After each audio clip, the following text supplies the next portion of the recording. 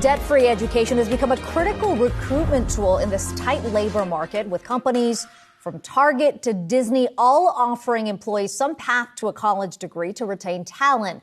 Our next guest has been a leader in the ed tech space and just raised $175 million in a recent funding round that includes an investment from Oprah Winfrey. Let's bring in our guest, Rachel, joining us from Guild, Rachel Carlson. Rachel, it's good to talk to you today. I'm thinking back to a conversation several years ago where you mentioned that debt-free education could be similar to healthcare in terms of what employees are going to come to expect. How has that been accelerated as a result of this tight labor market? It has been accelerated in tremendous ways. That's been the prediction we've had for 10 years at Guild, and COVID really put fuel on that fire. We know that frontline workers want three things. They want pay, they want purpose, and they want pathways. Pay, we obviously saw increase tremendously during the pandemic, highest wage gains in 40 years. Beyond that, we also saw purpose really become a bigger part of companies' mission. And that last piece, pathway, how do I acquire the skills so that I'm not in this job forever, but can either rise within the company or eventually move beyond the company, became the third and most important thing that workers are asking for.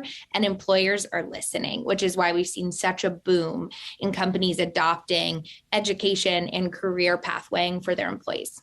Hey, Rachel, Brian Chung here. So can you tell us about how Guild factors into that equation there? What do you help companies do in terms of offering those types of programs?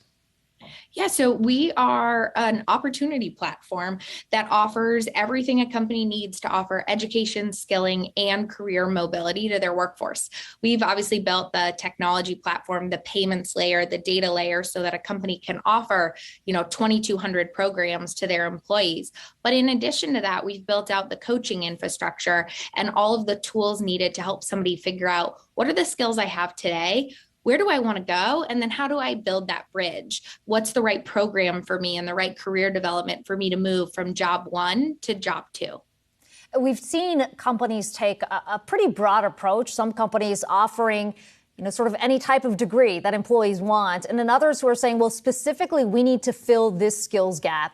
And so we need to allow our employees to upgrade their skills.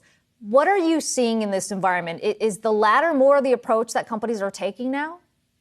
It's really interesting. It varies based on the industry and the company's key strategic initiatives. So for companies that are struggling most with recruitment and retention, you see them offer that wide catalog saying this is something that's akin to a benefit.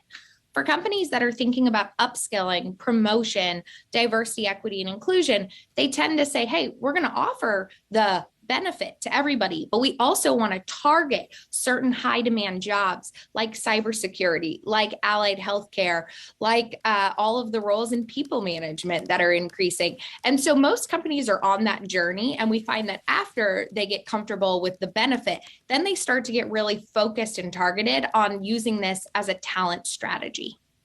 And I guess as a follow-up, some companies have maybe historically looked at this benefit and said, well, isn't this just a way that, someone can come into the company, take advantage of the upskilling, and then move on to another company and then use that degree money essentially to go somewhere else?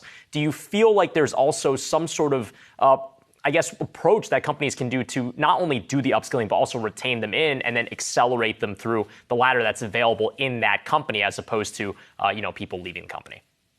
Yeah. So, you got to think about on what time horizon. So, millennials, Gen Z, who I know y'all were talking about earlier, they're not going to work at one company in their career. In fact, they've already worked at 7 different institutions. So this is companies who are thinking about this are thinking about this on a 4 to 6 year time horizon.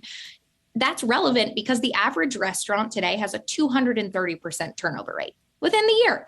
So companies aren't saying, how do I keep this person for their whole career? How do I keep them for 4 to 6 years? And it turns out helping somebody complete a bachelor's degree is a really great way to do that.